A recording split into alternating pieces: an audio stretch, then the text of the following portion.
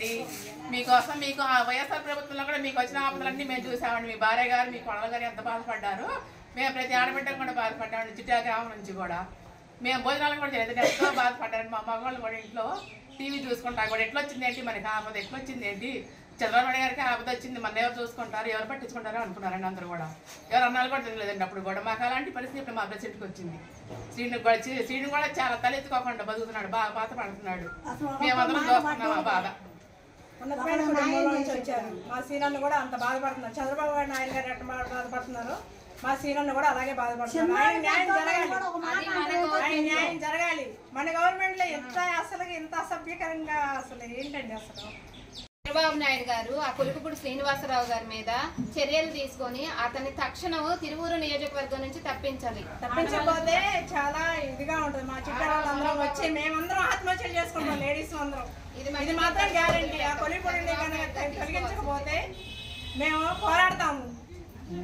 అసలైనా ఆయన తెలియపోయినా ఆయన కోటేసామంటే చంద్రబాబు నాయుడు గారు గురించి నిలబెట్టిన మనిషిని మాకు తెలియదు అసలు. చంద్రబాబు నాయుడు గారు మీకు కూడా బాధ వచ్చినప్పుడు మేమందరం బాధపడ్డామండి, ఎంతో బాధపడ్డాం.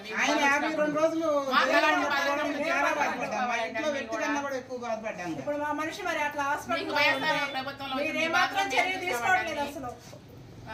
అప్పుడు మేము చాలా మంది బాధపడ్డామండి.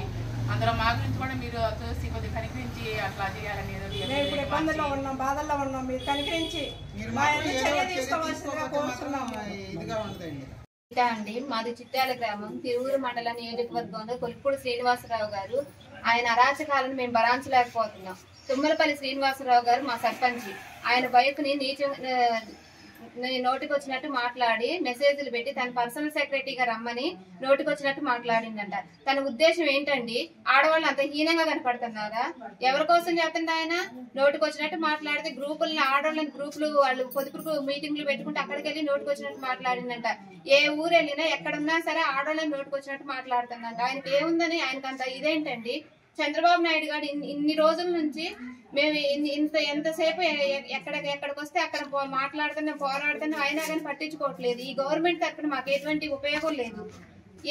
కొలుపుపూడి శ్రీనివాసరావు గారు సర్పంచ్ నోటికి వచ్చినట్టు మాట్లాడటం ఏంటండి? 10 సంవత్సరాల నుంచి మా సర్పంచ్ గారు మాకు వైసీపీ నాయకత్వంలో కూడా మమ్మల్ని కంటికి రెప్పలాగా చూసుకున్నారు. మాకు ఏ అవసరమైనా సరే, ఎన్ని ఇబ్బందులు వచ్చినా సరే, మా రోడ్లను కానీ ఏదైనా సరే ఆయన అన్ని దగ్గరుండి చేపించారు. అటువంటి ఆయన హింసపరచాల్సినంత అవసరం లేదు, నోటికి వచ్చినట్టు మాట్లాడాల్సినంత అవసరము లేదు. కొలుకుపూడి శ్రీనివాసరావు గారిని తీసేయాల్సిందే. ఆయన మాకు అవసరం లేదు. ఎమ్మెల్యేగా మాకు వద్దు. తిరువూరు నియోజకవర్గానికే వద్దండి. ఇక్కడే కాదు, ఏ గ్రామానికి వెళ్ళైనా మీరు అడగండి, అదే మాట చెబుతారు.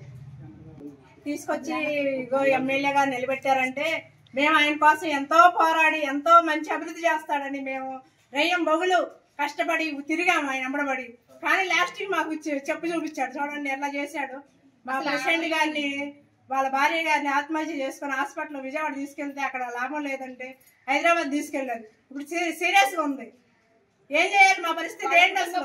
మాకు న్యాయం జరగలేదు. విజయవాడ దాకా వెళ్ళాము, మంగళగిరి వెళ్ళాము, అయినా కానీ న్యాయం జరగలేదు. చంద్రబాబు గారి దృష్టి తీసుకొని మాకు న్యాయం జరిపించి ఆ కొలిపూడి శ్రీనివాసరావు గారిని తీసేయాలి. మరిన్ని వీడియోస్ కోసం ఛానల్ ని సబ్స్క్రైబ్ చేయండి. లేటెస్ట్ అప్డేట్స్ కోసం వాట్సాప్ ఛానల్ ని ఫాలో చేయండి. అండ్ లింక్ డిస్క్రిప్షన్ లో ఉంది.